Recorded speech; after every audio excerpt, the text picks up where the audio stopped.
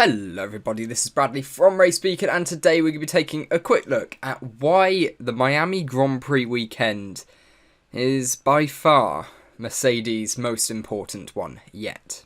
So after 4 races into the 2022 F1 season, Mercedes currently sit in P3 in the constructors' standings, nearly 50 points behind first place Ferrari.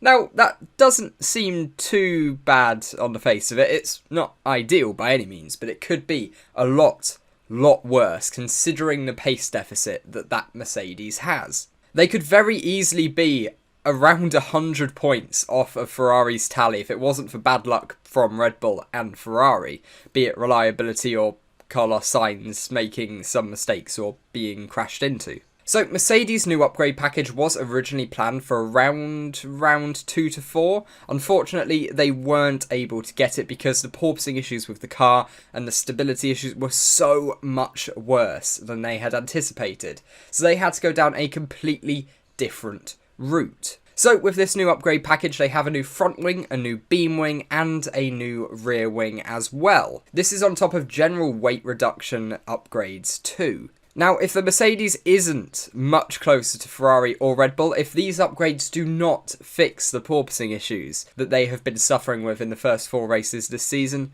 then Mercedes are in a lot of trouble. There's some rumours suggesting already that if they don't have a good weekend, if these upgrades do not work here in Miami, then they may switch their focus to 2023 already, and that will cement 2022 as a very long and painful season for Mercedes. So realistically, how much time are we actually looking for Mercedes to gain? Well, speaking truthfully, I think they're only really going to need 2 or 3 tenths to show that these upgrades are working, as long as they can close in, because Ferrari aren't coming to Miami with massive upgrade packages, some weight reduction, some sort of aero tweaks as well. Same story goes for Red Bull. There's no real major upgrades here at Miami. I think the biggest upgrade package from any team down the grid is Mercedes. So this is where they really need to make a jump. If they can get 2 or 3 tenths closer to Ferrari and Red Bull, I think that would be a pretty big success, because that is a massive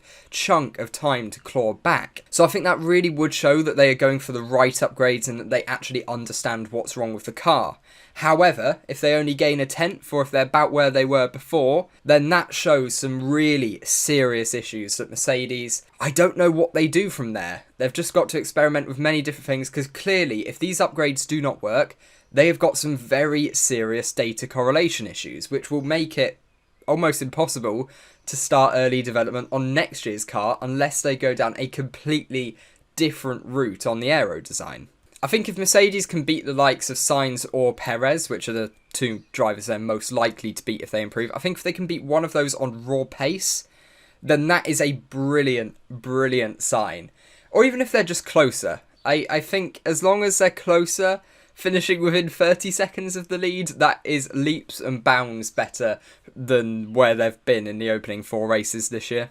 So that's it really. That is why this is Mercedes' most important weekend, probably this decade. Because if this does not work, they have to go back to square one with these 2022 aero regs, which is going to keep them about a year behind the rest of the grid until 2026. Now, if you didn't know as well, we have a massive announcement in that we have partnered with Twitch.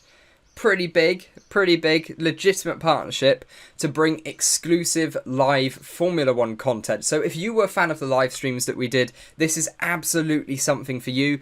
We're going to be live Friday, Saturday and Sunday. So later today, after this video is uploaded, we will be live on the Twitch. You can see it on your screen now. It is also the top link in the description. We're going to be live all through the 3 days of track action covering Formula 1 and W Series as well. We're going to be doing some watch-alongs of the sessions and also filling the gaps between. So like I say, if you enjoyed the live streams we used to do, this is absolutely for you. And we've also got some great perks for followers and stuff. It's really cool, and I'm really excited to see where we can go with this deal working with Twitch. It's allowed me to invest in a completely new streaming setup as well, which is just so cool. So I hope you will like it. I hope you will get a chance to see it. Even if you don't end up watching, just give a follow. It really helps out, and then you can hop in and out as the day goes on if you so wish. But I think that's about all. So until next time, goodbye.